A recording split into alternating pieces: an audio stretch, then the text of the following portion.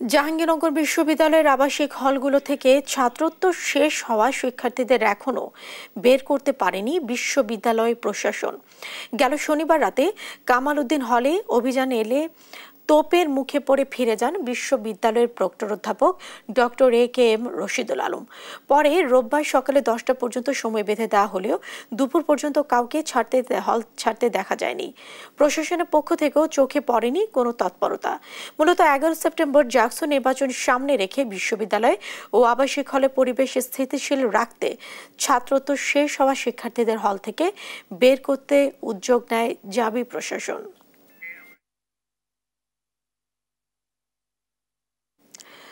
দর্শক, এ নিয়ে আরো জানাতে বিশ্ববিদ্যালয় থেকে সরাসরি যুক্ত হচ্ছেন আমাদের সহকর্মী দেওয়ান ইমন। ইমন, ছাত্রত্ব শেষ হওয়া শিক্ষার্থীরা হল ছাড়ার বিষয়ে কি বলছেন বিশ্ববিদ্যালয় প্রশাসন? সার্বিক পরিস্থিতি আপনি জানান।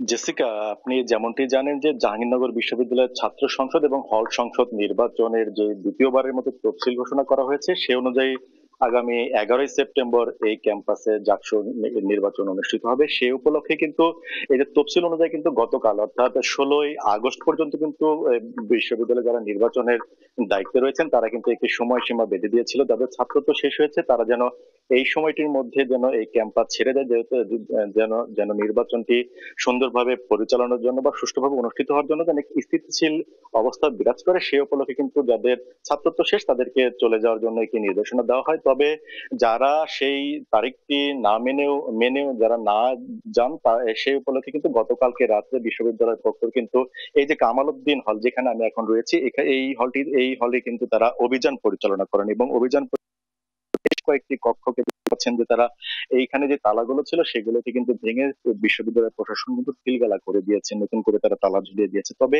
আমরা দেখেছি যে এই তালা ঝোলানোর পর থেকে কিন্তু যারা 47 এবং 48 ব্যাচে যারা শিক্ষার্থী ছিলেন তারা কিন্তু এই বিশ্ববিদ্যালয় প্রশাসনের বিরুদ্ধে কিন্তু তারা নানা স্লোগান দেন এবং সেই তোপের মুখে কিন্তু বিশ্ববিদ্যালয়ের পক্ষ কিন্তু এখান থেকে চলে যান। এবং এই শিক্ষার্থীরা বলছেন যে 39 এবং 40 ব্যাচের যারা যারা সিনিয়র সিনিয়র যারা রয়েছেন তাদেরকে বাদ দিয়ে কেন জুনিয়রদেরকে হল থেকে আগে বের করার জন্য প্রশাসন তৎপরতা চালাচ্ছেন।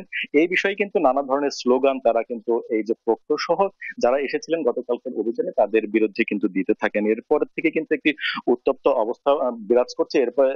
এরপর প্রশাসন কিন্তু তাদেরকে উদ্দেশ্য করে আজকে সকাল 10টা নাগাদ কিন্তু একটি সময়সীমা বেঁধে দিয়েছিল যেন এই সময়ের মধ্যে যেন যাদের ছাত্রত্ব শেষ তারা যেন ক্যাম্পাস থেকে চলে যান। তবে আমরা যেটি দেখেছি যে এখন পর্যন্ত এখন কিন্তু দুপুর গড়িয়ে গেছে, তবুও কিন্তু কাউকে কিন্তু আমরা এখনো পর্যন্ত দেখিনি যে এখানে ছেড়ে যেতে। আমরা যে কামাল উদ্দিন হলটা আমরা ঘুরলাম এখানে ব্যতীত হল রয়েছে সবগুলো হলেই কিন্তু যাদের ছাত্রত্ব শেষ তারা কিন্তু এখানে রয়েছেন। এছাড়াও আমরা কথা বলার চেষ্টা করেছিলাম বিশ্ববিদ্যালয় প্রশাসনের সাথে, তারা এই বিষয়টি নিয়ে একটি মিটিং করছেন প্রশাসনিক ভবনে, সেই কারণে তাদের মন্তব্যটা বা পরবর্তী তারা কি সিদ্ধান্তে যাবেন সেই বিষয়টি আমাদের এখনো পর্যন্ত তাদের কাছ থেকে জানা হয়নি। তো এই ছিল জেসিকা জাহাঙ্গীরনগর বিশ্ববিদ্যালয়ের যে ছাত্র সংসদ নির্বাচন উপলক্ষে যে যাদের ছাত্রত্ব শেষ তাদেরকে যে বের করে দেওয়ার বা প্রশাসন বা বর্তমান যে পরিস্থিতি হলো সেটি সর্বশেষ।